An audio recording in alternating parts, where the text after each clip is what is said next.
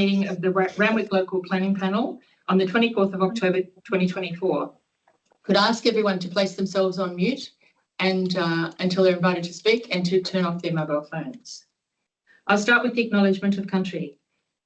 Before the meeting commences, I would like to acknowledge that we're meeting on the land of the Bidjigal and the Gadigal people who occupy the Sydney coast, being the traditional owners.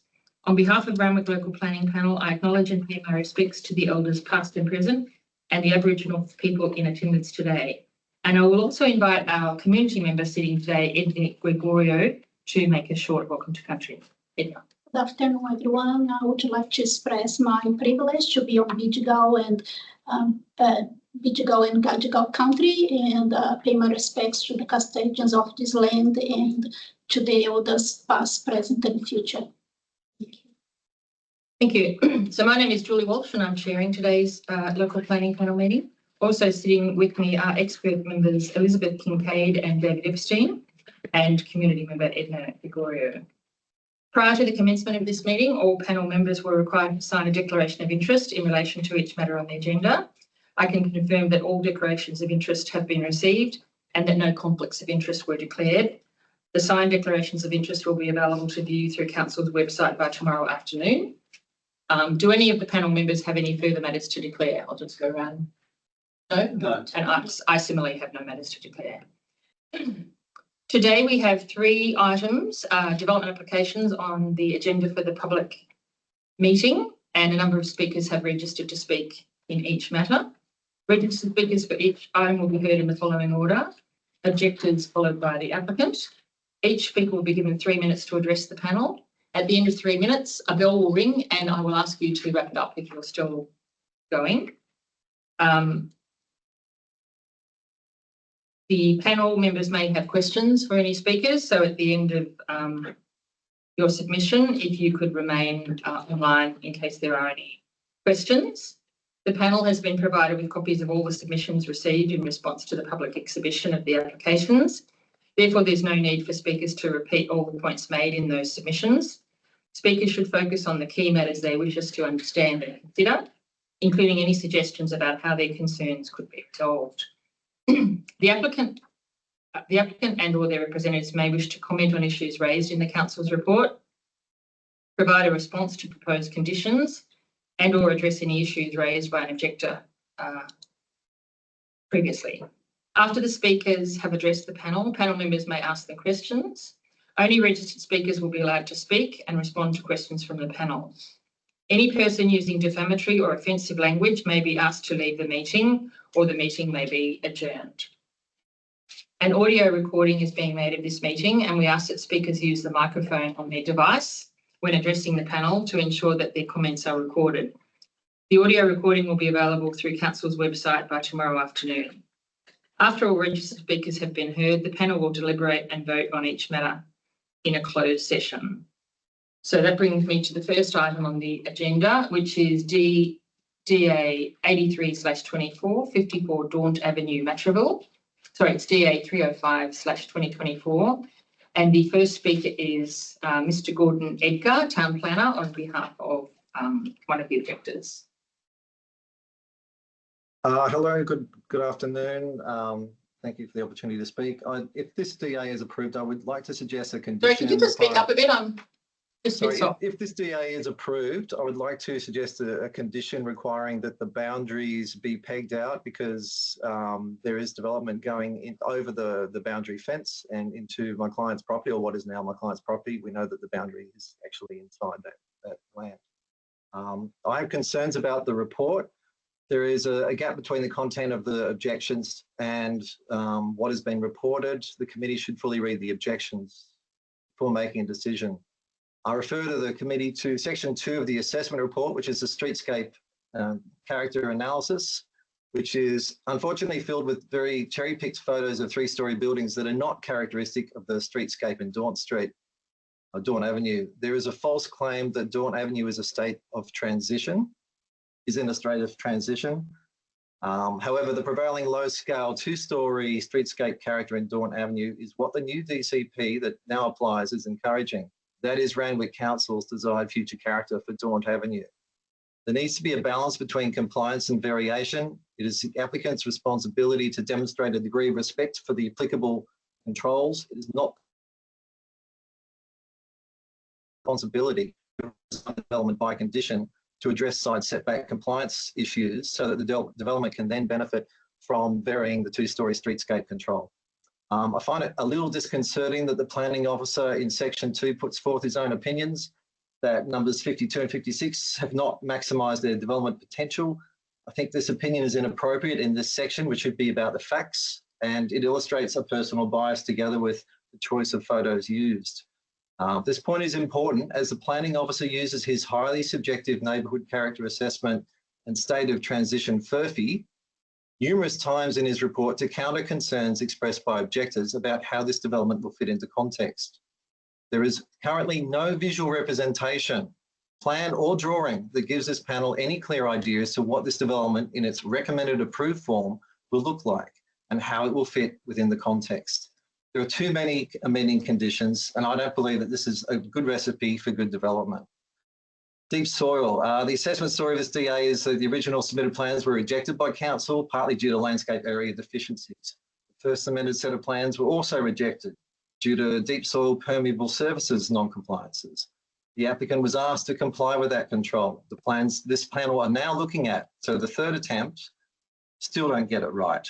Even the own officer's calculation of deep soil permeable surfaces confirms non-compliance is continued.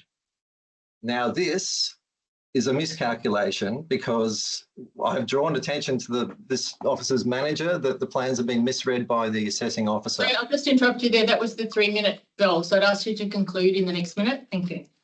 In the next minute, okay. This is difficult. Okay, so look, the section plan was misread by the planning officer. He has miscalculated deep soil permeable surfaces. This committee does not have an accurate calculation of compliance with planning controls, even in a recommended form on conditions, still non-compliance. I just do not believe that this committee has a good enough DA before it, even conditioned, to be able to accurately determine this application and being confident that is actually ultimately going to be good development, which is what you should be here for in the first place. Thank you. Okay, I'll just ask if anyone has any questions. Ms. Kincaid, did you have any questions? Ms. Gregorio, did you have any questions? Thank you very much. The next speaker I have registered is Mr. Ian Falls. Would you like to proceed?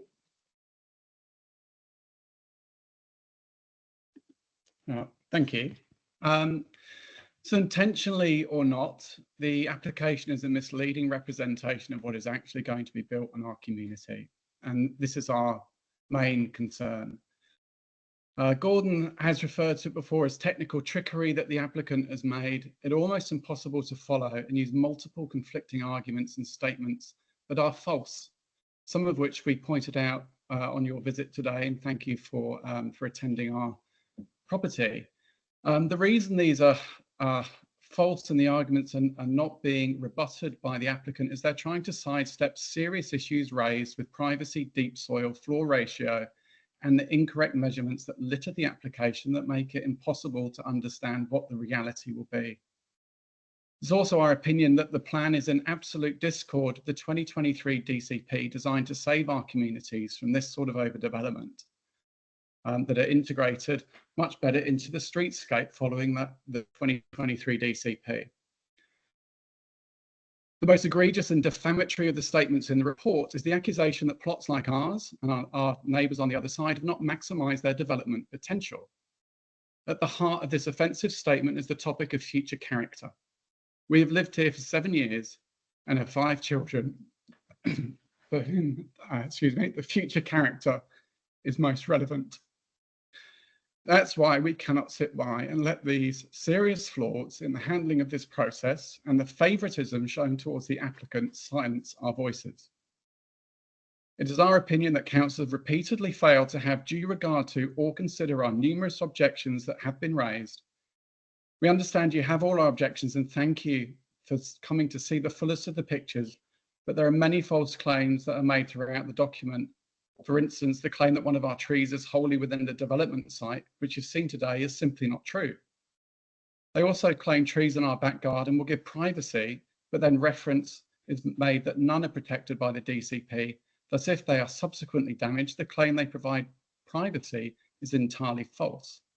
This is a sleight of hand to have their cake and eat it without having to put any steps in place to address the serious issues around privacy, which you'd have seen in the back tier of our garden at the difference between the height of the different gardens. So turning to future character, we shared a document through with the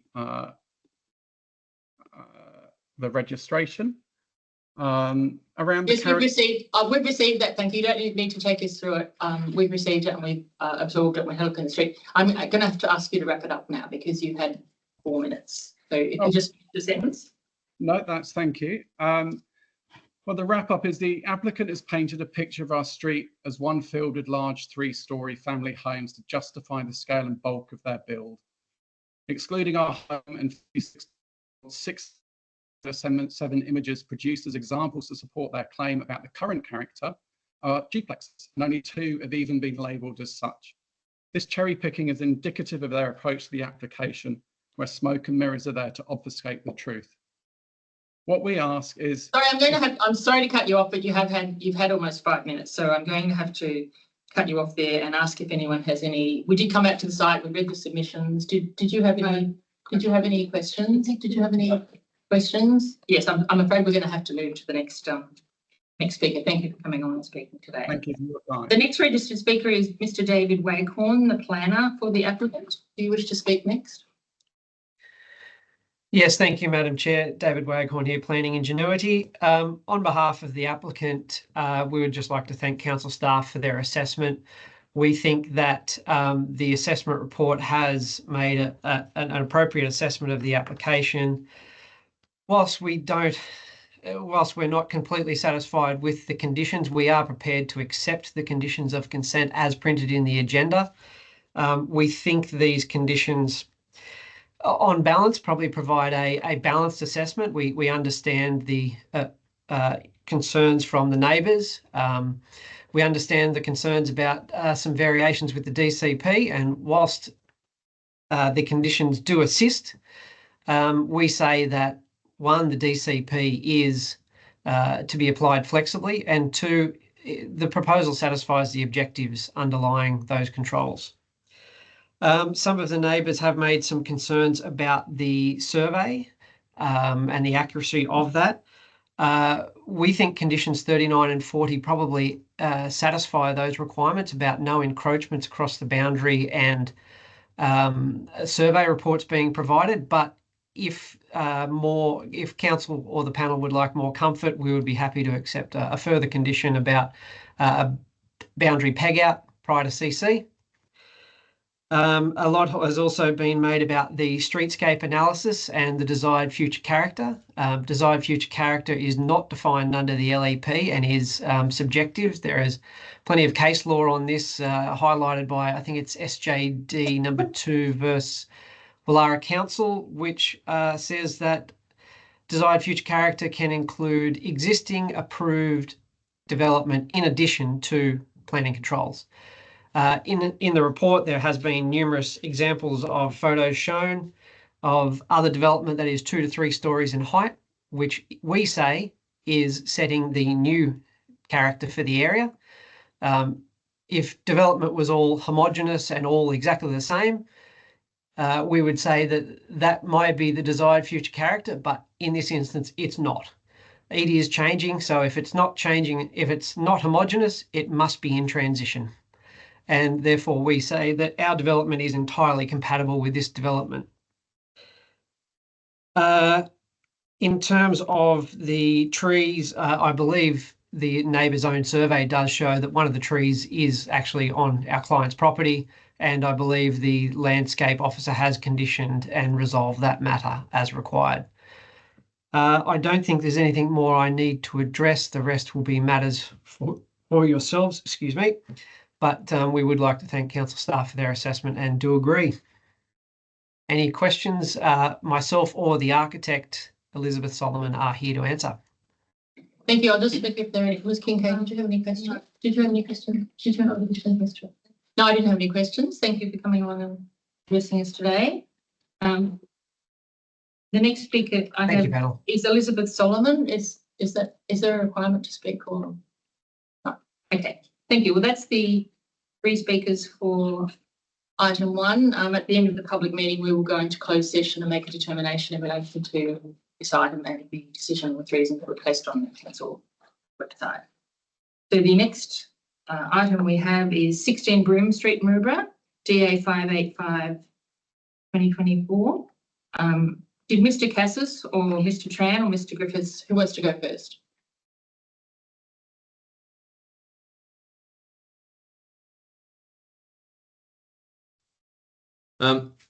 Madam Chair, if it's appropriate, I will go first.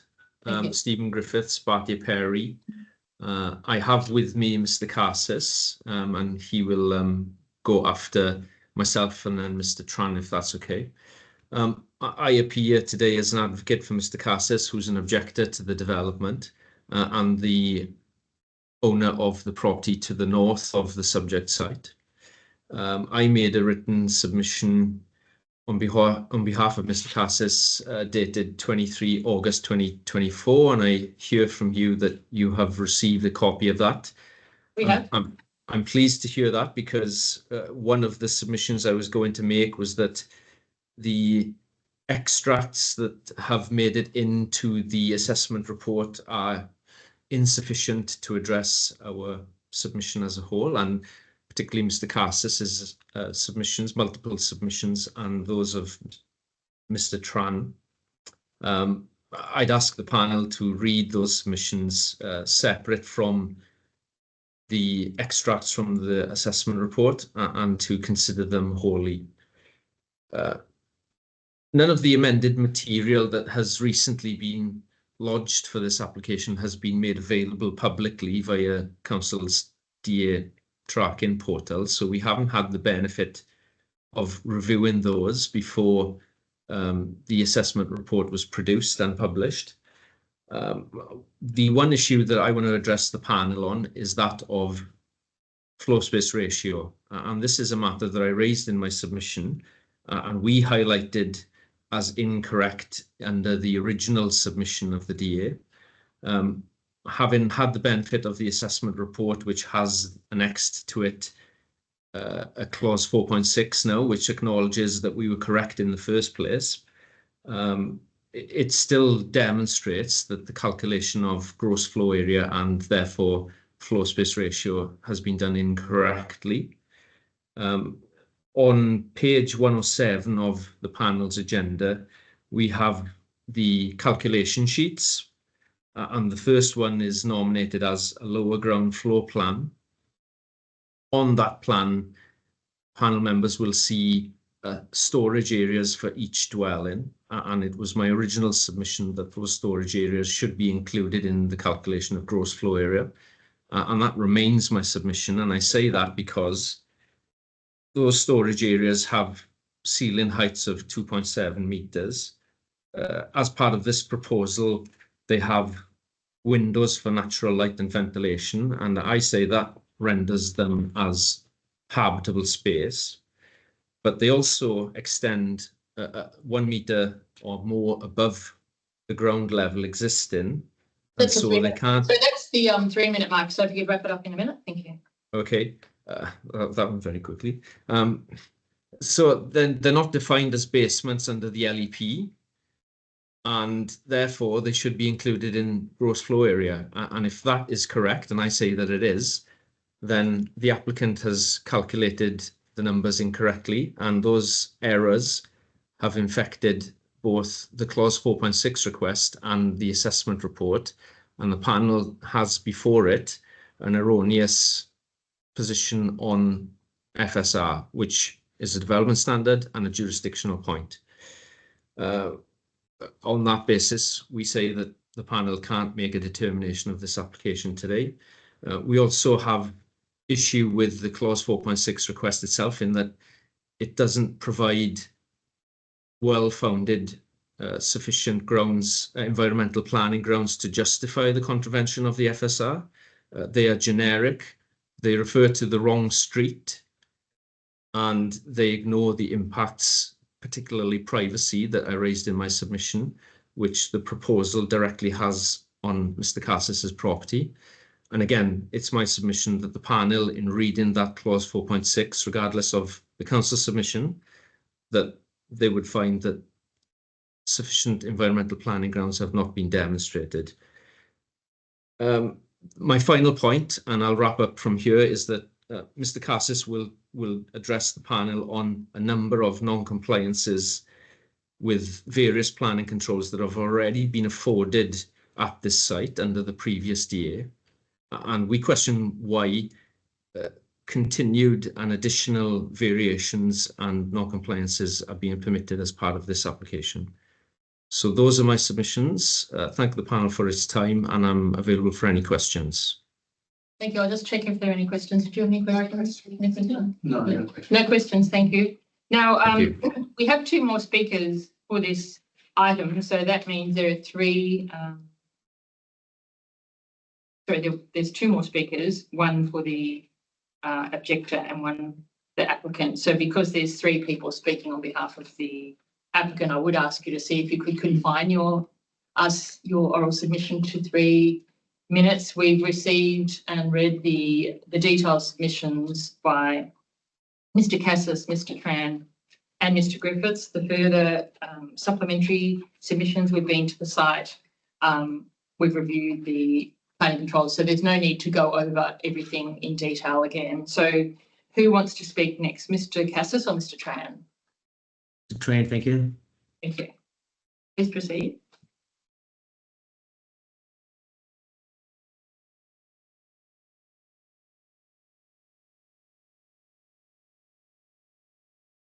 Is there a problem with that? Mr. Tran? Yes, if you Mr. could Tran is proceed. on the line, but he seems to be muted. Oh, would you like to go, Mr. Cassis? Or? I was waiting on for Mr. Tran to have a chat, and then after that, I would then cut out what I would need to cut out for my. Okay, well, we'll just wait for a second and see if the technical issue can be resolved.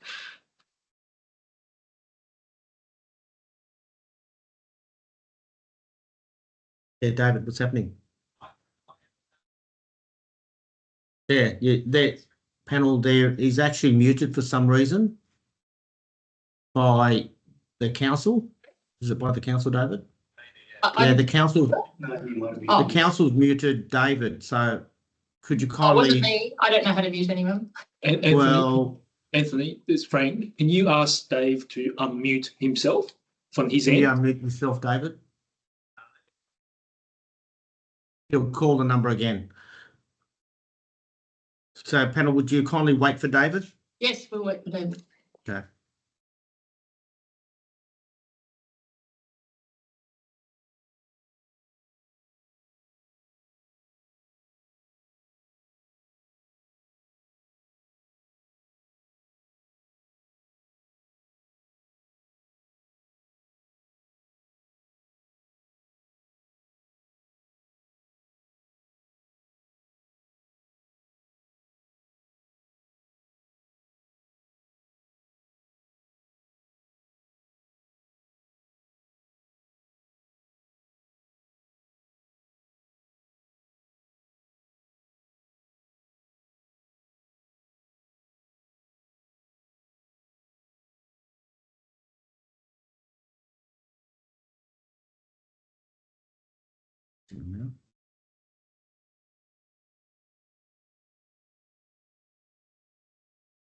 I'll just check in with David to see what he's up to.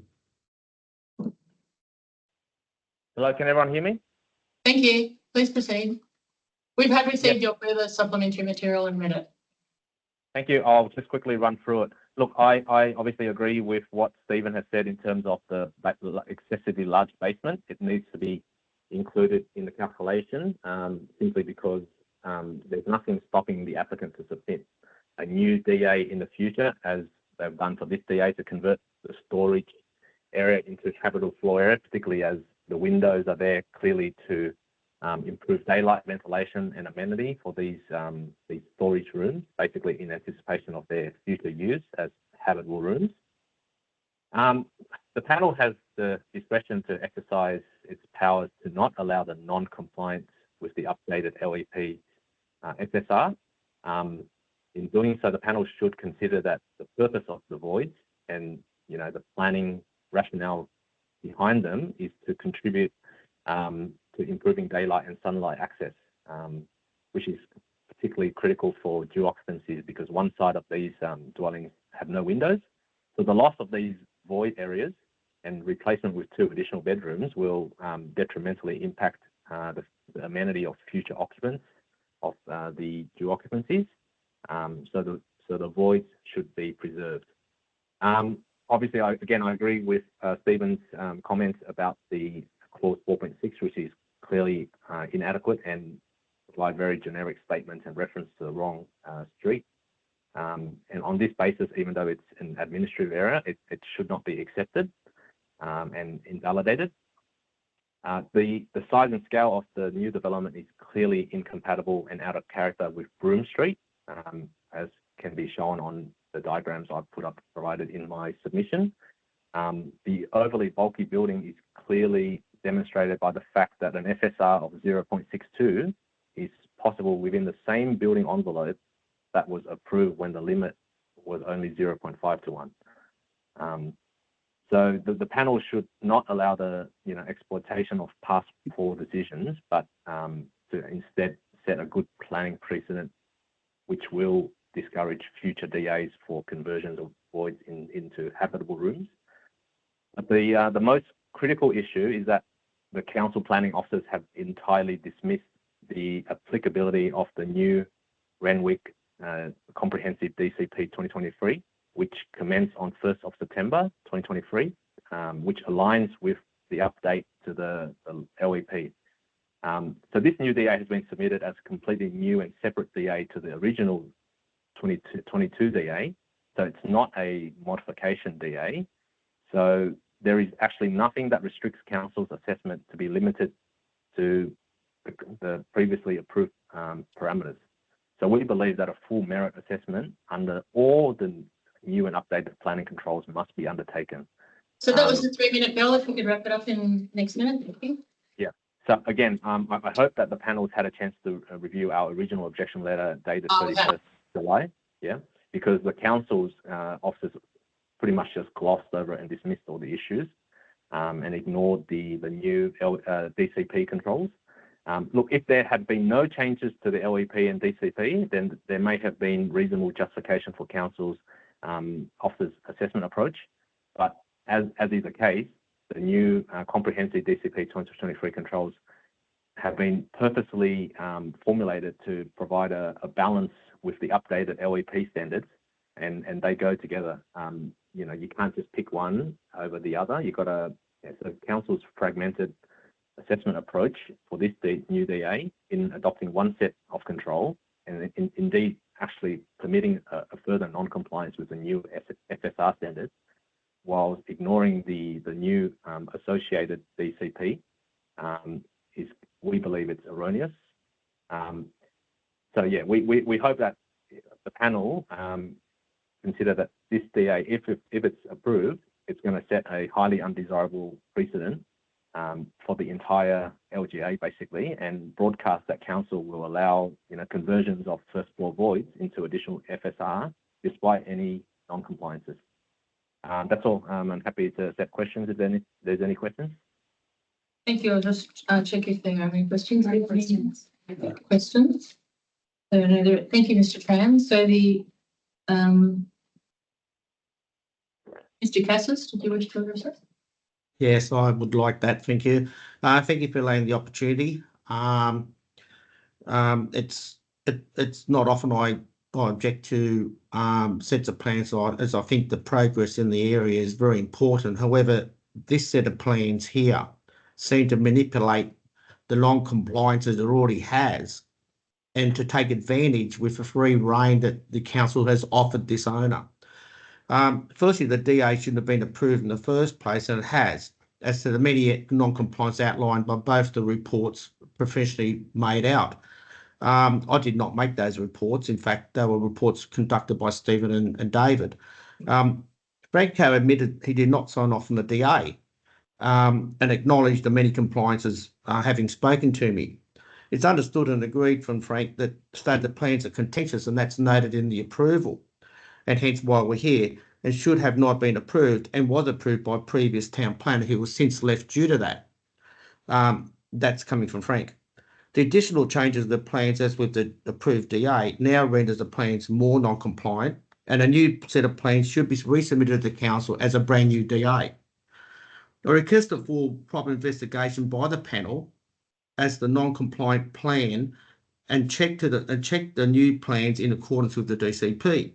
Council, to avoid its issues raised regarding the non-compliances, broom the non-compliances under the carpet, not to raise them, to create no issues with the panel.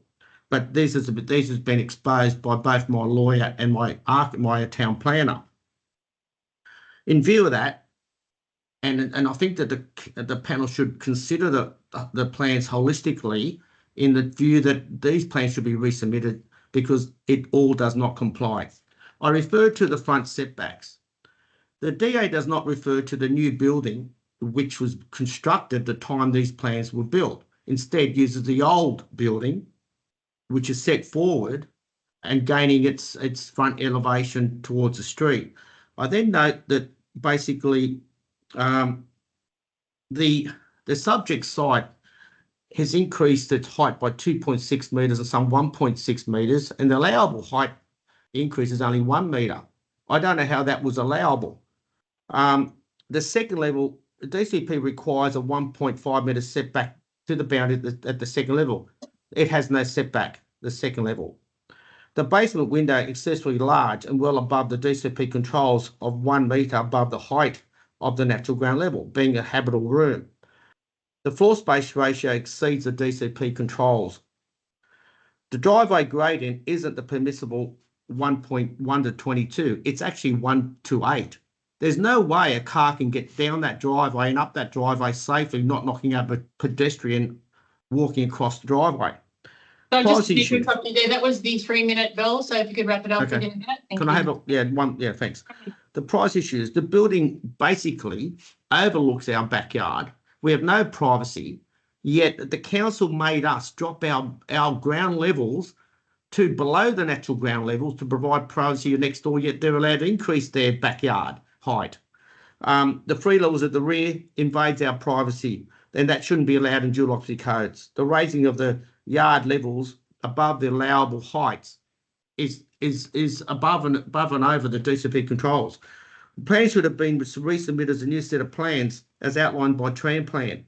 Overall, the council has avoided dealing with the objections and contentious issues brought about by the council's approval, knowing that the plan should not be approved, and this invokes a court matter either by number 16 or 14A, and council, in fear of being taken to court for 16, sought to recommend approval, instead taking the easy way out to protect the council. It should be greatly appreciated if the panel checked the DCP controls against the plans and consider revoking the plans because the council stated on the grounds that the plans are contentious. Thank you very much. Thank you. I'll just check. Are there any questions? No questions for me. Thank you for coming on today. Thank you. So the last speaker for this item is Mr. Con Harris, the architect. I do have some questions for you, but if you would like to present, thank you.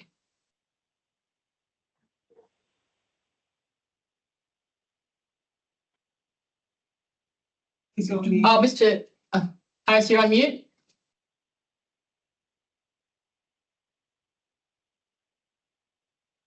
Can you take yourself off mute?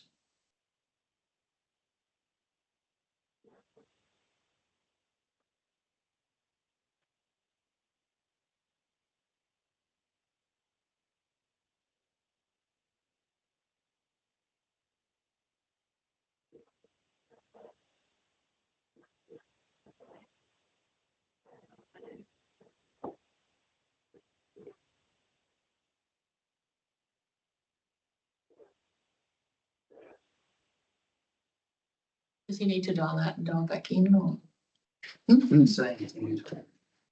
So it's coming up on our screen. Can you hear me now? Thank you. Can you hear me now? Yes. Okay, great. All right.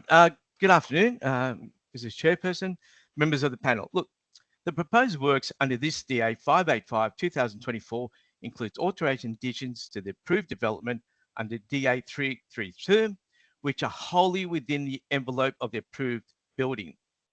It does not change the bulk and scale of the approval. Furthermore, there are no detrimental impacts to the neighbouring properties in terms of overshadowing, loss of light, view loss, and privacy. The window to the bedroom 4 is a high-level window with an 1800 high sill level. The corner window does not look into any habitable space. In relation to the FSR, our proposal equates to a FSR of 0.625 to 1, a variation of 12.3%. The departure was well founded by our clause 4.6. Yes, we did make a typo here, which was further corrected on the address.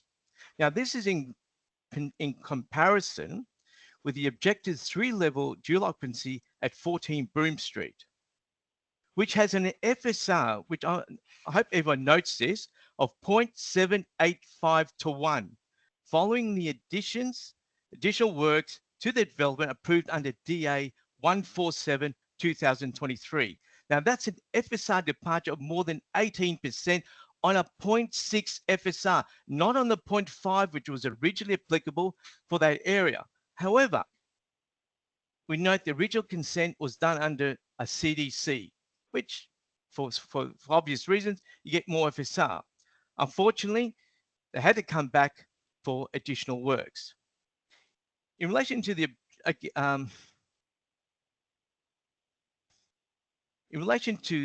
objector's submission, the majority of their submission refers to the original DA, which there are false and misleading statements, especially on heights and various items.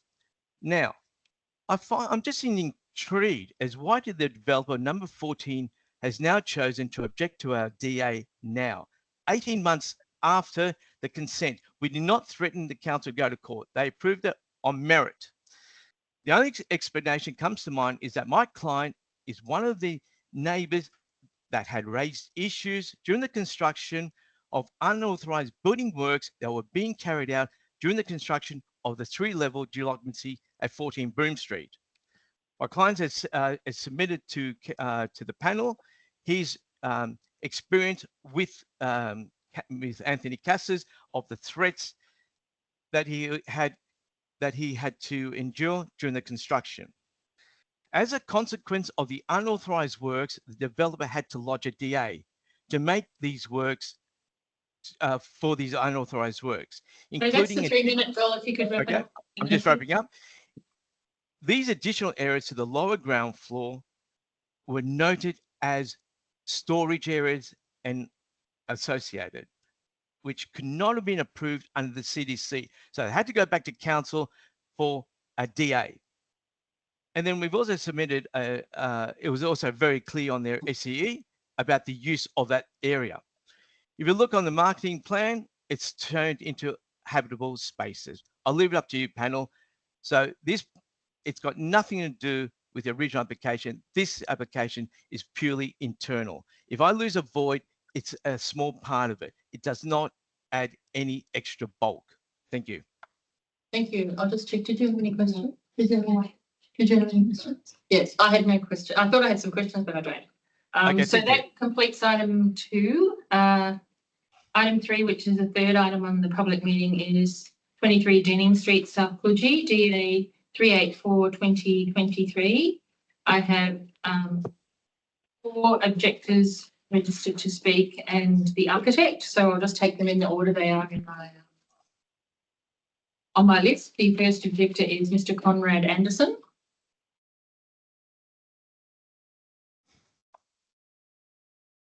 Good afternoon, ladies and gentlemen. Thank you for your time. I will be as quick as I can.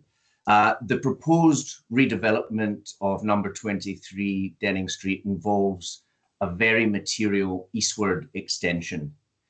This, coupled with the steep east-west elevation of the property will have a material impact on the visual and acoustic privacy on all of the properties, 1, 3, 5 and 7 Cairo Street. I reside at 5 Cairo Street. While the east-west orientation already exists, the degree of overlooking is currently actually quite limited. However, the very material extension will result in habitable areas of number 23 directly overlooking the habitable areas of 1, 3 and 5 Cairo Street, including the backyards and swimming areas. I request that council require amendments to the application to protect the privacy of our property and enjoyment of our properties and the neighbouring properties. I also note the development changes the character, not so much from the streetscape, although I believe other neighbours may have commentary in that regard, but actually of the rear surrounds and the shared open space, from one that is wide open with plenty of space between the buildings to one that will become enclosed, and the scale of the development will overwhelm the surrounding properties. Specifically, as currently proposed, the extension would have the effect of bringing 23 Dennings windows and balconies more directly in line with those habitable areas, and also the rear, ground and first floor windows of 1, 3 and 5 Cairo Street. Currently, the offset positioning of the buildings creates an angle between creates an angle that offers privacy. With this development, the extent of the extension, that offsetting angle will cease to exist, and there will basically be a direct perpendicular view from 23 into 1, 3 and 5. I also think the depth and the width of the proposed balconies is likely to exacerbate this issue, and I would propose that the application as it relates to the depth and width of the balconies is reduced to minimize this impact. I believe that the first floor Juliet balcony should also be rejected in its entirety. I don't believe that that balcony is consistent with section 5.3 of the DCP.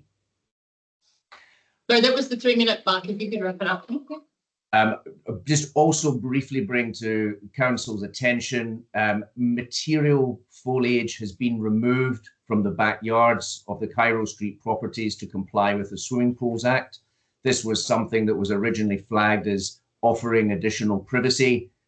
You will have seen and saw that you were all there this morning. Good to see you visiting physically, but you'll see that foliage is not existent. It doesn't offer any protection.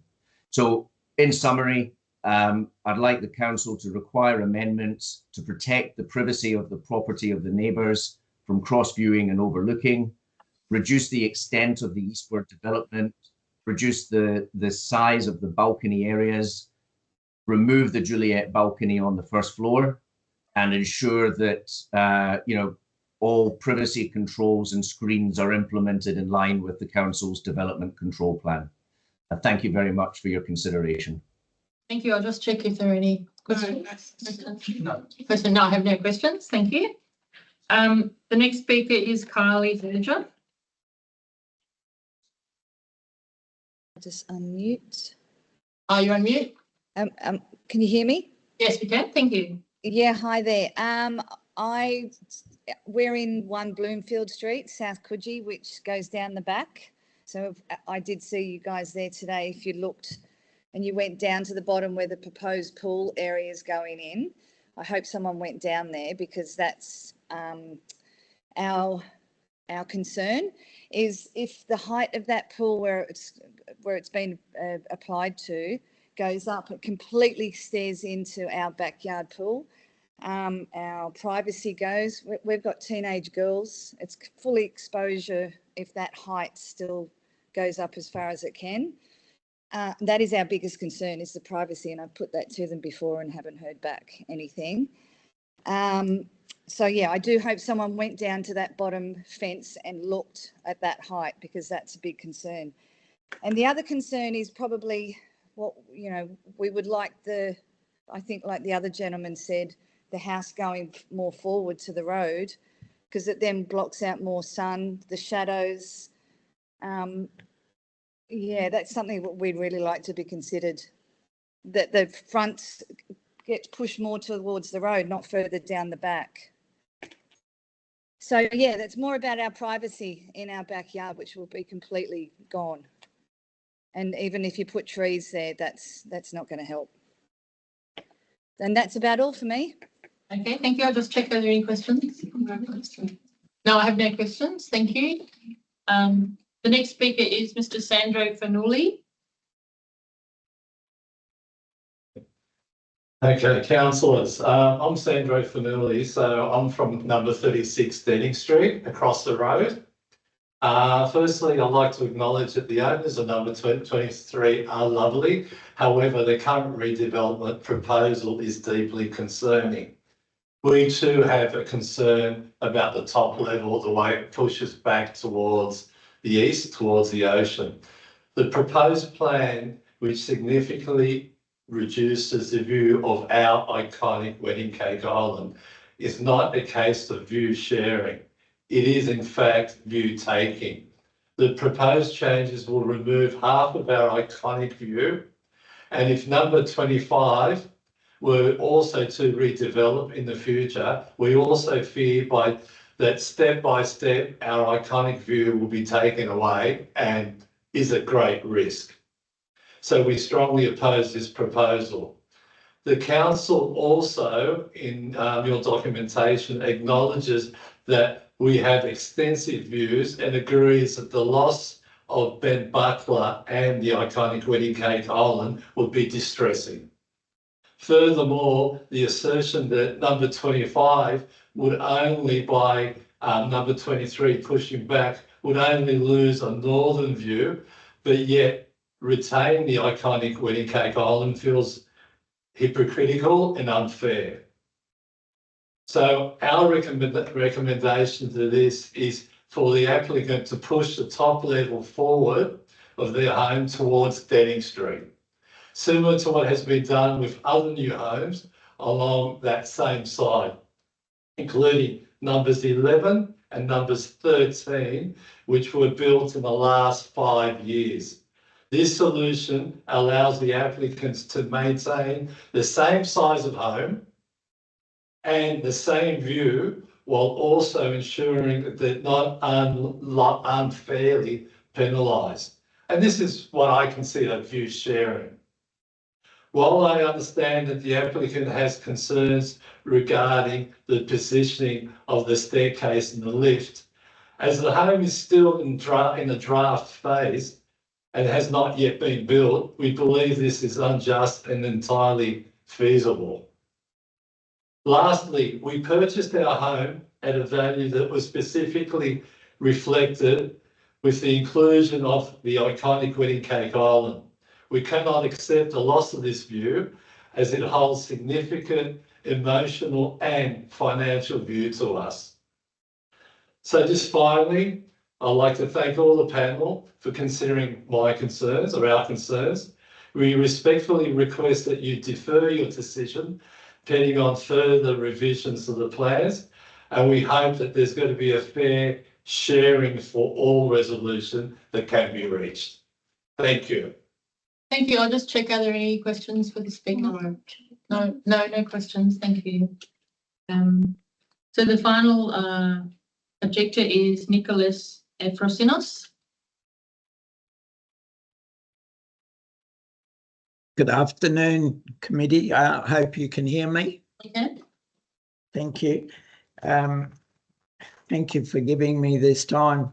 I understand none of the affected neighbours were notified there even was an amended plan until 2 days ago.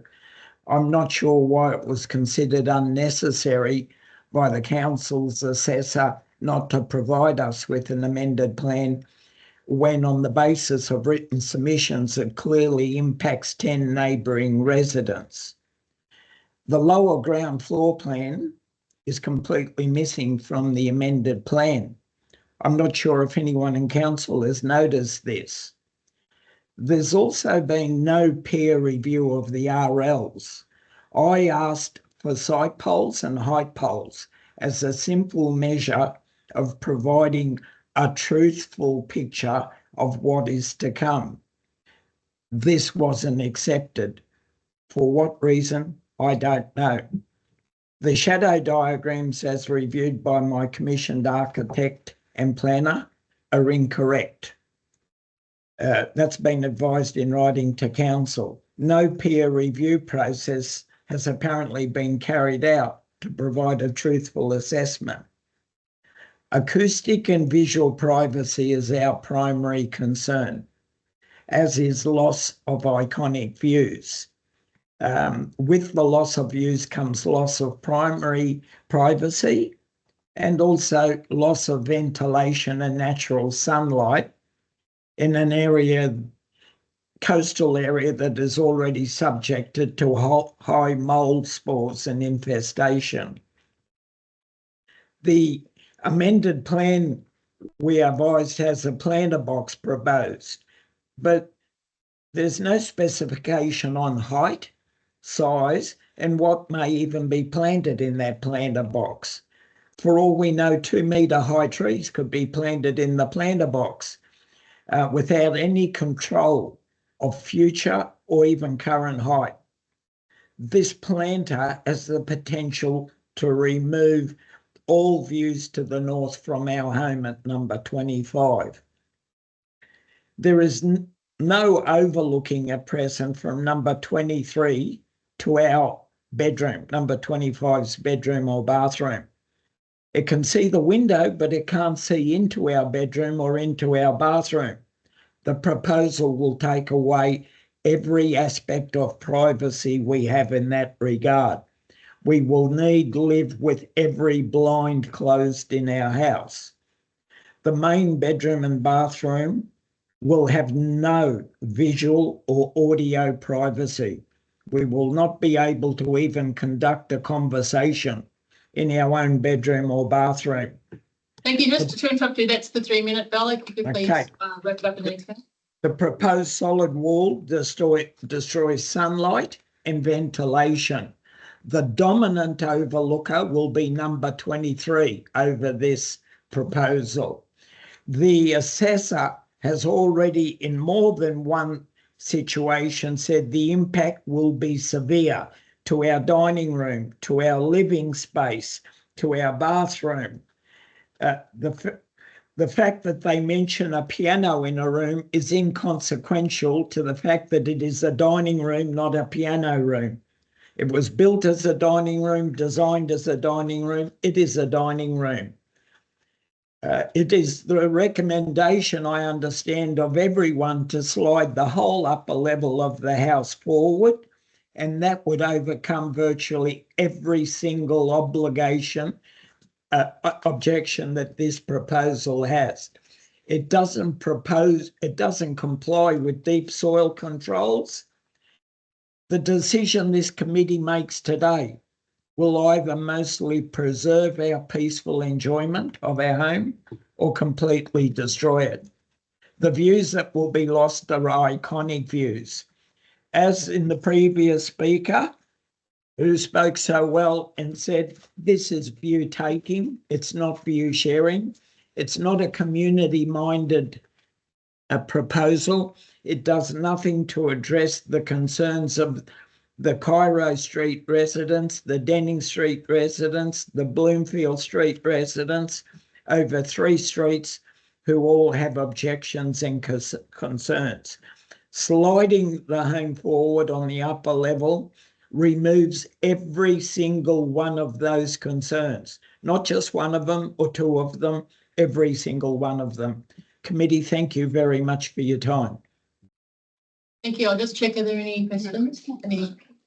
So the last speaker for this item and for the public meeting is Mr. Alex Summers, the architect of this proposal.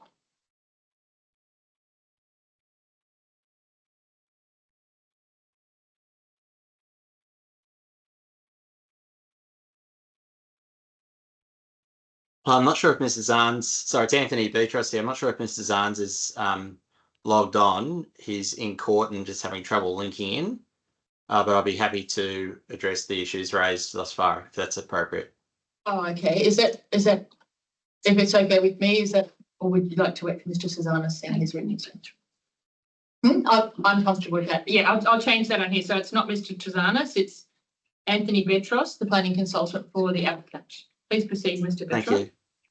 Thanks very much. And then, Mr. Betros, I just wonder if you could address those issues raised by the objectors in relation to view loss and privacy and the suggestion that the dwelling house be slid to a different location. Thank you. I was going to try and address them in order of speakers, if that's acceptable. Whatever you like. Yeah. Thank you. Mr. Anderson, speaking on behalf of his property and the others on Cairo Street to the north. If I can just share an image. I'm just conscious of time as well, sorry.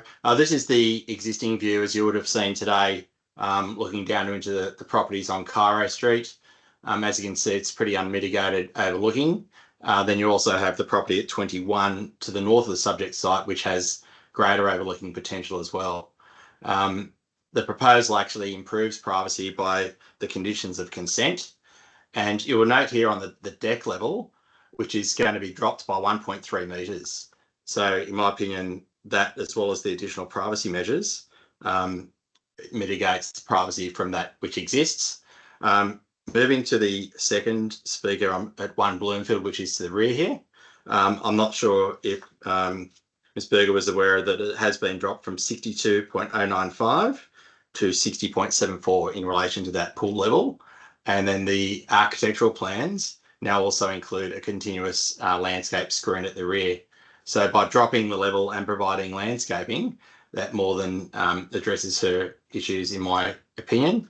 If you can see the aerial now on the screen, this is her property here at number 1 Bloomfield Street to the east of the property. You can see an outbuilding here, and her property is much lower than the subject site.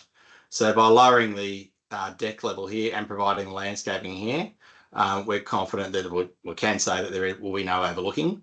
Her property is also north facing, and therefore her sun or access will also be retained, which was another concern raised by her. Moving to number 36, which is across the road to the west. As you can see, 36 has the roof terrace here. As you would have noted from Council's assessment report, the first floor bedroom and balcony at the front had limited aspect to views over the subject site.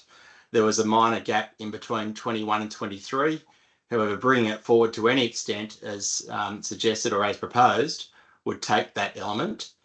In relation to the views beyond, and I'd just like to point your attention to the long section, which shows that the built form is in fact 3 metres under the height limit. If you can see the long section on the screen, I'll just zoom in there. So as it presents to Denning Street, we're actually a full story below the height limit. So in that regard, I couldn't say that any loss of view would be unreasonable in the circumstances. You'll also note the rear of the built form at the upper level is 29.5 metres from the rear boundary. Now that rear boundary requirement is 8 metres, which is this area here. Sorry, Mr. Betros, that was the 3-minute. Thank you. Okay, so as you can see, in our opinion, there is no unreasonable view loss. The lift and stair is located here, so the property can't be slid forward, and that's the reason against that, unfortunately. And we did look at that, but unfortunately, to access all 3 levels, this is where the access zone is with the lift, so it can't be moved forward. In relation to the southern neighbour, you'll see these 2 windows here, which are the primary living areas. These look directly north sideways over the subject site. These directly overlook all levels of the current dwelling and will continue to overlook our client's dwelling. Privacy measures have been included, which are a reasonable compromise, and you can see that all north-facing views to Coogee are retained.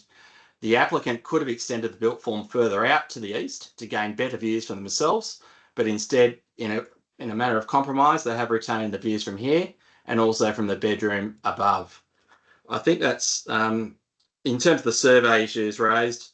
The client got a very expensive 2 and 3D survey. And in relation to accuracy of information, Zahn's a respected and well-known professional architects firm, and this is going to be a fantastic design in addition to the streetscape. I'm happy to answer any questions. Thank you. Thank you. Did you have any questions? Question? Well, thank you everyone who's come along to speak today. That was our last speaker. Is that correct? We don't have any other registered speakers. I've got that's the last one. So I'm now going to close the public meeting at what time do you make it? 2 o'clock? 2:05? What would you like to do? 2 o'clock. I'm going to close the public meeting at 2 o'clock. We're going to go into deliberation in a closed session, and our decisions with reasons will be placed on the council's website. I'd like to thank my fellow panel members, the council staff, for their assistance today. Anything else? No. Thank you.